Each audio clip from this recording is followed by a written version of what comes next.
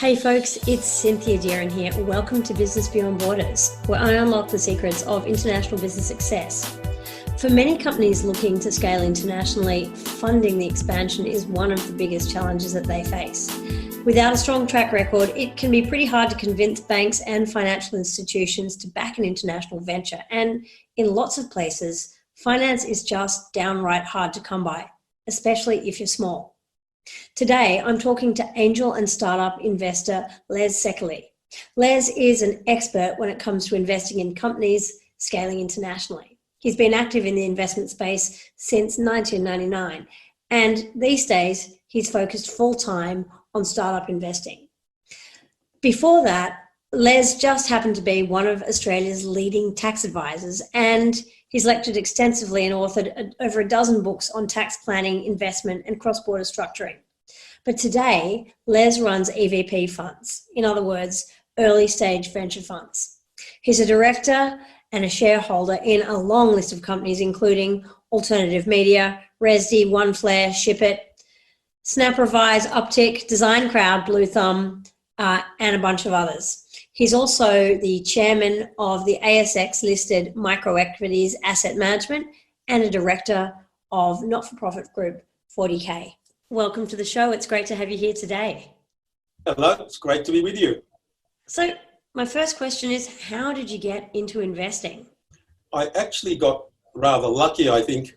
I had a loose social relationship with a gentleman called Leon Kamenev, who approached me back in 1999, I think it was, about starting a particular online business. He wanted advice from a professional firm where I was a partner at the time, no experience in startups. I became very engrossed with that, helped him develop a business plan and spreadsheets and projections on an old thing called Lotus 123 that some of your older listeners may be aware of. And we got our information memorandum ready for a capital raising. I can't remember, it was 2 days before or after the dot-com bubble popped, so back in 2000. As a result of that, what would have been a $5 million raise on a valuation of $10 million was something you could not give away. I'd become so engaged with Leon, putting huge hours working with him, that I basically told him, I will back you and invest myself and continue to, not 5 million, but a much smaller amount. But I will continue to work with you and back you, because by then I believed in what I was selling, so I bought it myself. And that's how it started in 1999, 2000. That's amazing. And just give me a sense of where it went to after that, because today that's pretty much what you do, isn't it? You invest. Yeah, it was a business called Hotel Club, and I learned a great deal working with Leon, and what's turned out to be a fantastic team of people. All our senior people have done large startups of their own or taken very senior roles in big corporates since then. But that business grew at literally an exponential rate. The business called Hotel Club, and was sold in 2004 to one of the mythical US mega companies. So I was very lucky with my first run and lucky with the people I worked with. And so today, in your current business, what kind of companies do you typically work with? Hey, look, I wear two hats. Personally, I'm an angel investor, which means I'll invest in, I have one rule. I only invest in a company once it's generating some revenues, but very early stage for me personally. Investments $200,000 or $300,000, a little bit more maybe as a first investment. Generally with young founders, and by young I mean late 20s, early 30s, who have gotten started, are up and running. Often the team is only 3 or 4 people. And I back them. I look for things where I can actually help add value and bring a bit of experience to the table. And then that's my personal portfolio and what I do in my private capacity. Wearing another hat, I'm the chairman of the investment committee for a venture capital fund. It's called Equity Venture Partners.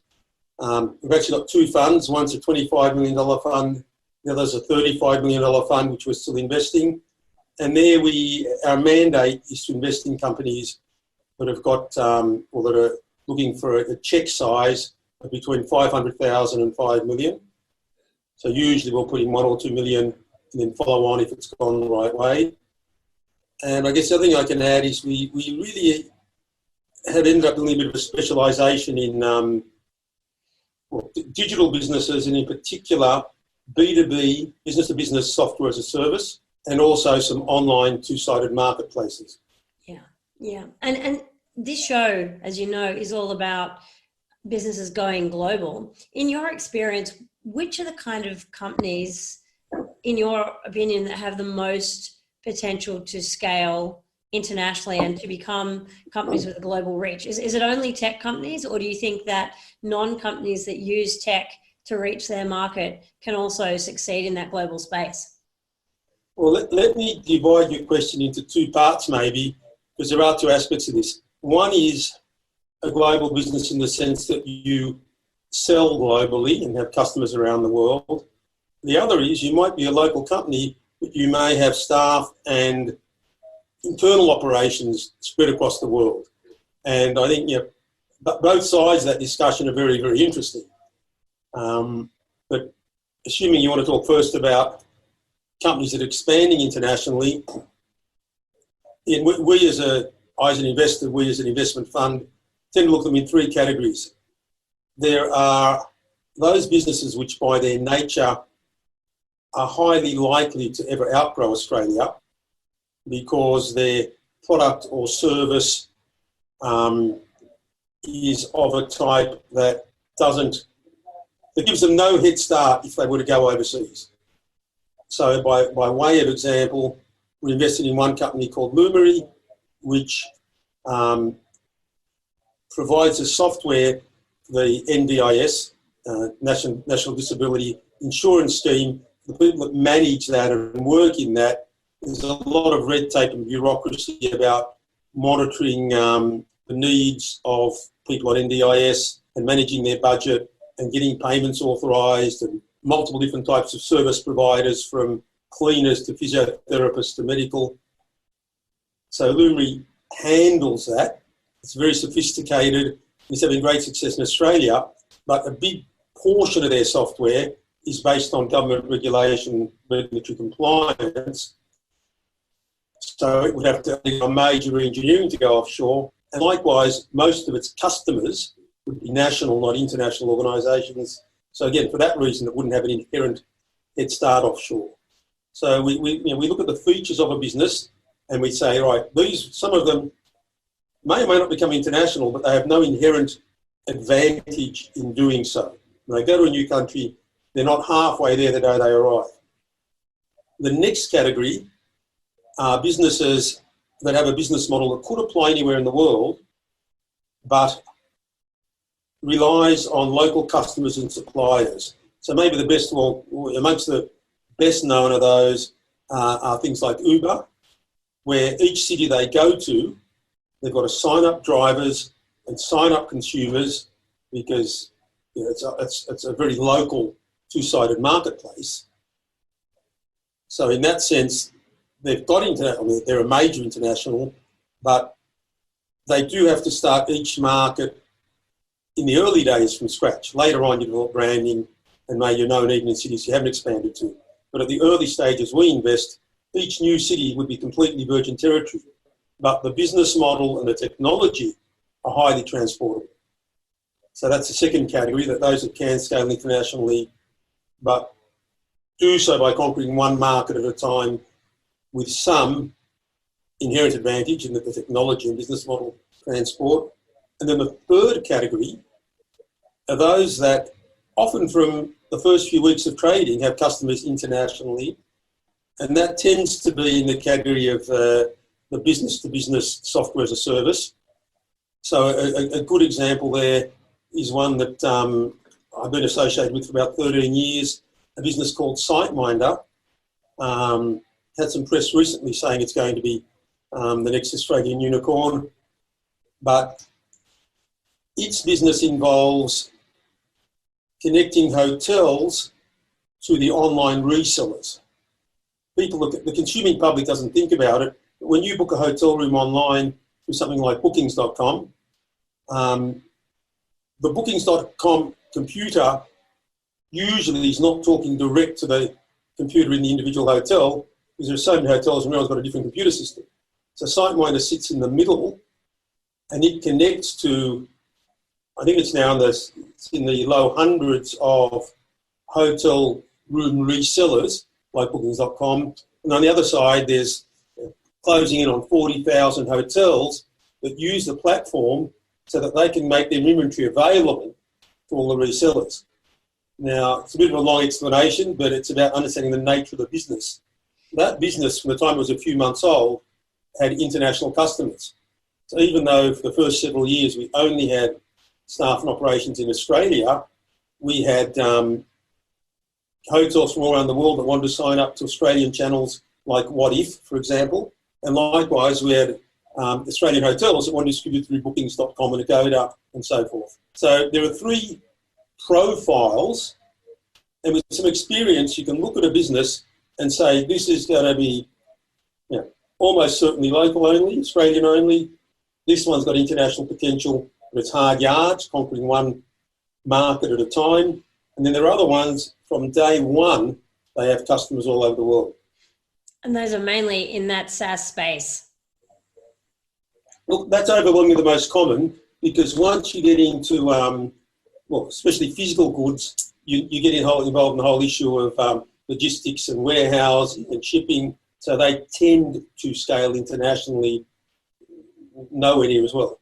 Yeah. So when you're looking at a company as a company that you might invest in, and you've decided which of these three categories that it's in, what else do you look for when you actually go about that process of assessing whether a company is right to invest in? I mean, and remembering we're early stage investors, having the international potential is often a big plus, because one of the things that any investor or venture capitalist looks at is the total addressable market. Jargon is the TAM, total addressable market for that business. So something like SiteMinder, from a practical point of view, the market is unlimited. It's every hotel in the world and every hotel reseller in the world. On the other hand, something like Lumery, which may develop some international operations one day, but you don't take that into account. It's not in that likely category. You've got to assess the size of the Australian market and say, can this business get big enough, given that addressable market, to have the potential to give us the return on investment that we need for the high level of risk we take? So that's the first thing, where whether you're purely Australian or Southeast Asia or international in potential, comes into working out your addressable market in the first instance. Interestingly, for those businesses that do have international potential, a little tip, if you've got any sort of founders with you there, one of the things that puts me off, and I think puts a lot of VCs off, is that if at a very early stage, when you've yet to get any significant traction in the local market, you're selling the business on its global potential, that actually is a turn-off. Yeah. People who say they're going to climb Mount Everest when they haven't climbed the Katoomba, I think they do themselves a disservice in terms of credibility. Yeah, absolutely. That's just an observation from experience. Yeah. And then maybe the third thing is, obviously the track record and the extent you can assess it, the predisposition of the founders. So if they're people, we're talking about international, if they're people that have worked in businesses with an international footprint before, if they have an international orientation, they speak languages, that obviously gives you a clue as to how hard or easy it's going to be for them to develop a global footprint. And this is all on the side of where your customers lie. There are other things you look for on the side of their ability to have business operations for customers globally. Yeah. And in Australia, do you find that there are many founders who've got that international experience? Look, yes, because we now have a lot of startups and companies that do have an international footprint. We get founders, for example, one of our founders was an ex-employee of Foodora, who has now gone on and started his own business. But through that work experience, he obviously got major international exposure. He ran the Australian operation. It's a business called Eat Club. It's gone on to do something similar but different in the industry. Now, we invested in Eat Club on the basis that it had significant traction in Australia, and the founder was raising money to go off and launch in New York. We invested only about 5 or 6 months ago, and New York is up and running with the transactions line. So, yeah, you do get quite a bit of that international orientation. The other thing not to forget is Australia is a heavily migrant population. Such a large percentage of our population are either migrants or the children of migrants. So there's a lot of people that have got affinity for other countries and languages. Which is not to say the individual country or language is important. It's just they're open-minded that Australia is not the whole world. Absolutely. I think that's a great point. Just talk to me about timing. Do you think that is there a right time for a company to look at an international scale-up? Look, again, that is very business specific. If you go back maybe to those 3 types of business I was talking about, the business where its suppliers and customers are local and its tech has got a heavy localization component, those probably shouldn't try anything international until they've gotten really large in Australia, until maybe they're heading towards a situation where acquiring more customers is getting more and more expensive. They're really large and can afford to go offshore because it's a heavy startup cost because they're not bringing much advantage with them. They've got neither suppliers nor customers, nor branding, nor the whole of their tech platform. So those should go generally quite late. The next ones are the ones that are more that Uber city-by-city model conquering. They should have a significant operation and footprint in Australia where the process, the system, the metrics, the business hypothesis is proven and scaling, and then you can go offshore. So, take the Uber example again. If you've got 4 or 5 or 6 of the Australian cities functioning, maybe one is getting quite mature and the others at various stages, that might be the time to go offshore and set up an office somewhere in Chicago or wherever and try another city in another country. And then the third category, like SiteMind, are those that have software as a service. As I say, they're often international from birth. Yeah. So it really depends on, what type of company it is and what sector it's in. Yeah. I mean, maybe to mention another one that using life cycle about international, there's another business that our fund has invested in heavily and I've invested in called Resdi, which is similar to SiteMinder. It's a digital electronic connector between tour and activity operators. So think about things like ridge climb, walking tours, maybe something like zoo tickets or opera house walking tour.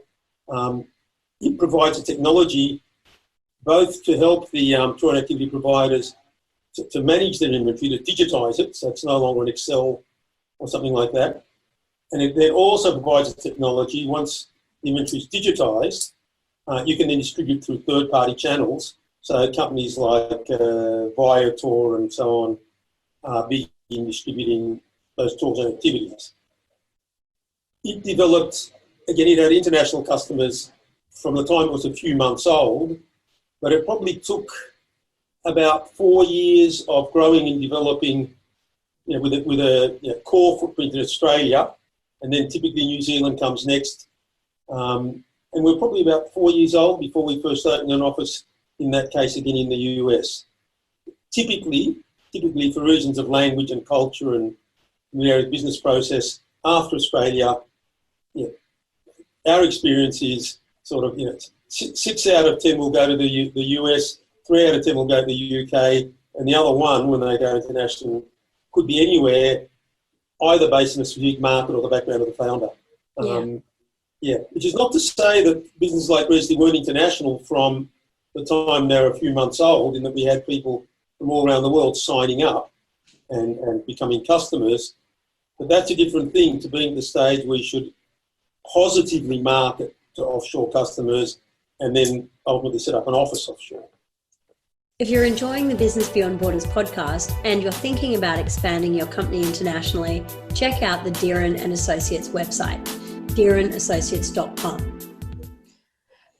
Let's have a talk about pitching. I'm sure you see dozens of people every month coming through your door and pitching you ideas and saying, please invest in my company. Is there a formula for the perfect pitch? If anyone had it, it would be worth a fortune. Look, I don't believe there is a formula. There are a whole lot of common sense things that everyone should do, and some people do them well, some people do them badly. One of the things that really impresses me, again, bearing in mind that we're talking very early stage companies, they might have been trading for 3 months, 6 months, in some cases when we first invest. I'm always mindful of how important the personality of the founder is. And to push that to the extreme, we've found it difficult investing with businesses that are founded by, when I say older, let's say 35 plus, 40 plus age entrepreneurs who have got a rich business background or professional background. We find it very difficult investing in those businesses in our early stage. And that's because the founders have a, perhaps correct, the perception of self-worth and the worth of their idea, and they have a credibility and a contact network that translate to quite a high valuation. So if a founder is 45 and has a track record of success, whether he's been a partner of a law firm, an accounting firm, a consulting firm, whatever it is, run his own business at some scale, a person like that is unlikely to be pitching a business at a valuation of $2 or $3 million. They come in at a valuation of 8, 10, 15. And it's really difficult for us to do business with people like that. Never say never. I've had 1 or 2 good ones, but it's interesting. The identical business with that sort of founder as opposed to a founder who's, he's got an accent, he didn't go to a private school, doesn't have the contact network, might be just as smart, just as hardworking. The identical business, the valuation might be a half or a third. So much depends on the founder's experience, contact network, self-confidence, and ability to sell. Because when you're raising capital, you are selling, and at a very early stage, you're selling mainly yourself because there isn't much else yet. So let me ask you, if a 45-year-old founder came to you and gave you the same valuation that a 20-year-old founder had come along and presented for their company, would that change how you saw that founder? Look, there's research, and one interesting thing about startups is that by now there's a fair bit of, I don't know if it's quite academic, some of it's academic, but semi-academic research and surveys on startups as an industry. And one of the findings, which is fairly widely come up from various studies, is that businesses with older founders tend to grow faster and scale more quickly. So it's not an anti-old person thing, but one of the things you do is if somebody age 45 comes in and is looking to raise $1 million, you do tend to ask the question to say, is he really successful? Does he really have a good track record? If not, question mark if you back him. If yes, why is it that he can't find money of his own to invest if it's only 1 million? Doesn't he have friends, family, business colleagues who will back him? So, yeah, it's complicated. And I kind of asked that question as a kind of a devil's advocate question in case there are any 45-year-old founders, who are thinking of coming to talk to you and want to know what they should do to get your attention. Yeah. But let me go back. Again, go ahead. It depends who they're talking to, but if you're talking to somebody like us, and many VC funds would ask that same question, I guess you need to have an answer.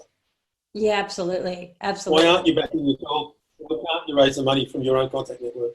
Yeah, and I think that's a great question. I think one of the answers might be that a lot of people are too afraid to ask because they don't like to ask their friends. Just go back to the formula for pitching again. What are some of the other things that you are looking for when people come to you to pitch? I mean, we've talked about the total addressable market. We've talked about what kind of valuation people put on the company. What else are you looking for when you interview somebody about their idea or their company? Look, the founder, the chemistry with the founder is absolutely critical. I remember one time we were having a hard negotiation with a founder about the rights that we as a VC wanted to veto certain transactions, so related party transactions, significant expenditure outside an approved budget. Because as a VC fund, you come in as a minority shareholder, these are basically minority shareholder type protections. And we're having quite a unduly protracted discussion around this, and the person was worried about we're going to be controlling or obstructive. It's definitely not what we're on about. And I just pointed out to him, look, the day that money goes into your bank account, I don't see what comes out and where it goes. I'll get a monthly report, which I trust is correct, monthly board pack or something. But you have my money. If you disappear, if you're dishonest or unethical, I've got 100% risk. Your risk that I might try to veto something which is actually in the interest of the business that I now have a share in, is pretty darn small. Now, the reason I tell that anecdote, I actually have said that probably a couple of times to founders, is it's the VC that's taking the big risk, trusting the person you might have met 5, 6, 7 times over the space of 2 or 3 months, effectively a stranger. So you're backing them. So that founder personality, your assessment of and gut feel about their competence, integrity, moral compass, level of motivation. It starts getting hard and they burn out and leave, you have nothing. So that is, can't overemphasize that. The next thing is the business model. And then the business model, in our case, will only invest once there's revenue and the thing is up and running. We look really hard at metrics. We're heavily swayed by metrics. Again, being early stage, we make judgment calls on thin data, but generally we must have data, and the data must indicate that the thing can scale. And again, your listeners should be familiar with this jargon. We look at their channels for distribution. It's a two-sided marketplace, but securing both the supplier and the purchaser. We look at their channels. Do they look scalable? We look at their customer acquisition cost. Is it likely to go up or down, and is it sustainable? We look at the customer lifetime value, which often you have to guess a bit in the early stage. But with something like ResD, which will provide the software for, say, a whale watching boat operator, ResD digitises an inventory of which boats are going out when, how many seats there are. It then allows you to sell those seats as a sort of ticketing off your own website or through third-party channels. So it manages your inventory and your customer data. That's going to be very, very sticky. It takes a fair bit of effort for people to implement that and get up and running and train their staff, and they're not going to leave in a hurry. So even if the business is 6 or 12 months old, say you've got a 12-month track record, and you can see that the churn is 5 or 6% in the first 12 months of the business, well, you know it's going to be a long customer lifetime value, even if the data's not there. Customer lifetime value, payback period is important. What does it cost to sign up a customer? What does it cost all up? Your marketing costs, your sales costs, your cost of setting up onboarding training. What's the cost all up of acquiring the customer compared to their lifetime value? And what's the payback period? So you can have businesses that are, if they have a long customer lifetime value, take a 5-year customer lifetime value, where you're getting typically the SaaS business monthly revenue for 5 years, that customer might be worth to you 10 times what it costs you to make the sale. But if your payback period for the sale the time it takes you to bring in as much money as it costs you to make the sale, if that's, say, 18 months, that's an incredibly capital-hungry business model. It's either going to scale very slowly or it's going to suck in a lot of capital, because each salesman or each sale, you've got to wait 18 months before you're paid back for that. If you want to grow by having more salespeople, you've got to invest capital up front. So there's a whole bunch of these metrics, software as a service metrics. There are third-party, reports and surveys, and it's a whole industry now. But we do look carefully at all of those things to try to ascertain the health and potential of a business. So and then if they get a little bit older, sorry? Sorry, go ahead, keep going. Yeah. I was say, the other thing that, and I'm still learning, I love this journey that I'm on, I'm still learning, as they get bigger, you also start having to measure the softer metrics, the more of the qualitative stuff. So one of the things where, at times we've had some sharp learnings is around assessing your staff churn rates. Once it's a bit large, at 40, 50 people, staff churn rates, and whether they're people effectively being fired or that you've lost, breaking down those two buckets and measuring them ongoing is a critical indicator of business health and culture, because it's easy to underestimate how much of the real value of the business is in the people who have learned the processes and acquired skills.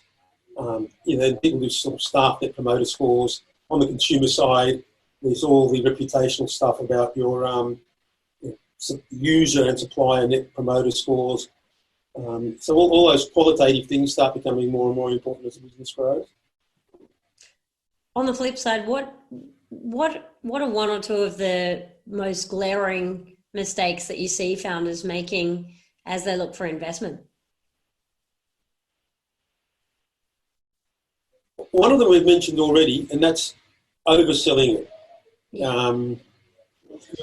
You need to sound like an adult.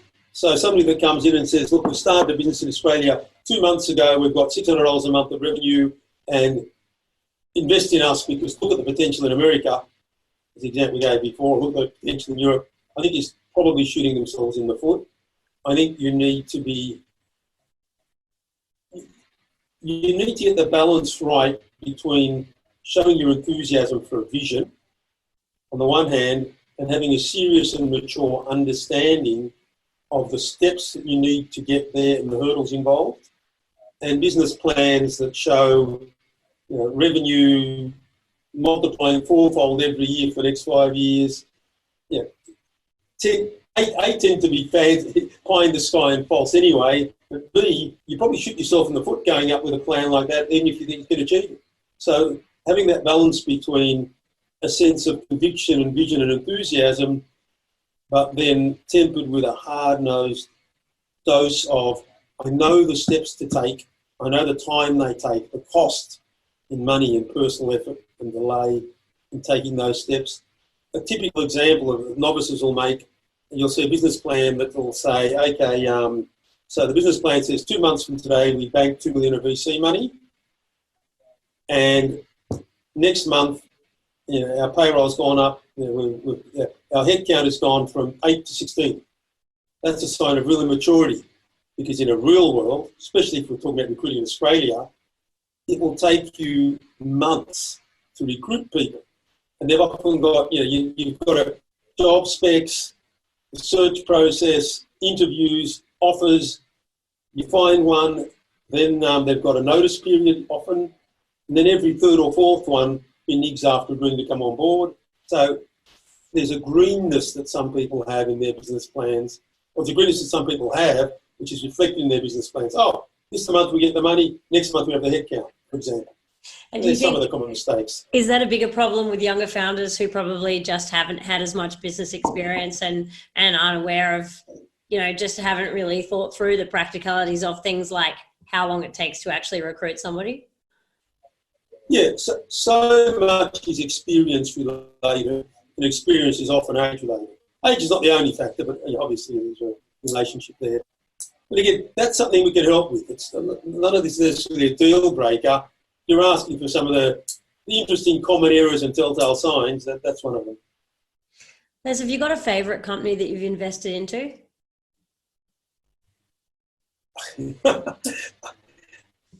It slightly annoys my colleagues in the VC fund where I refer to them all as my children, and you shouldn't have favourites. I'm happy to talk about one or two examples, but not necessarily as favourites. Look, what are some of the things that have got me excited at the moment?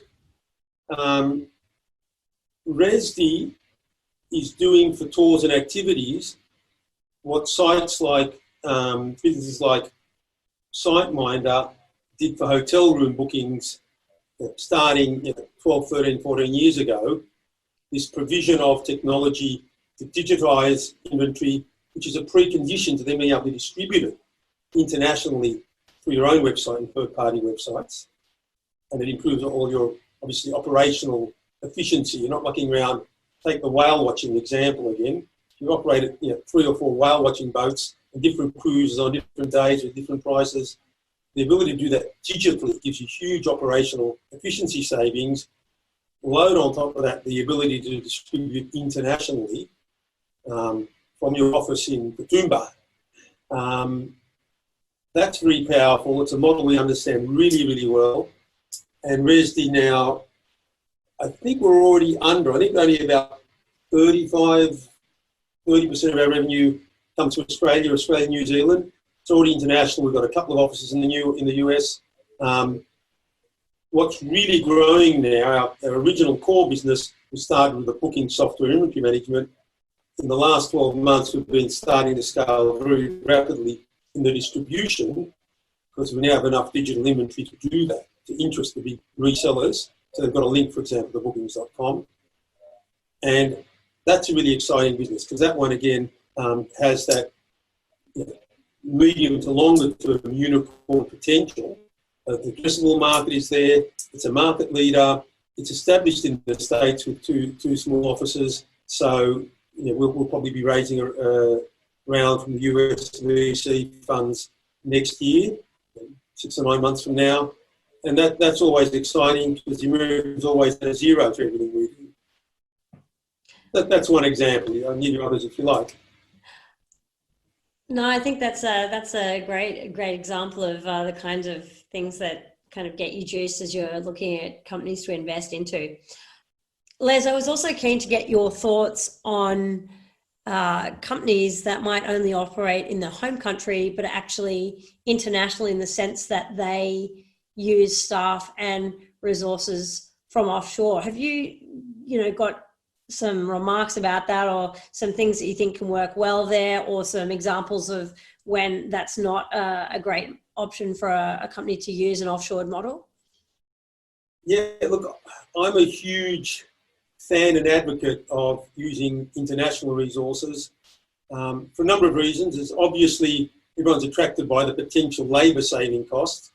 But in addition to that, there's the opportunity to do 7x24 operations and the opportunity to ramp up staff numbers much more quickly than you could in Australia.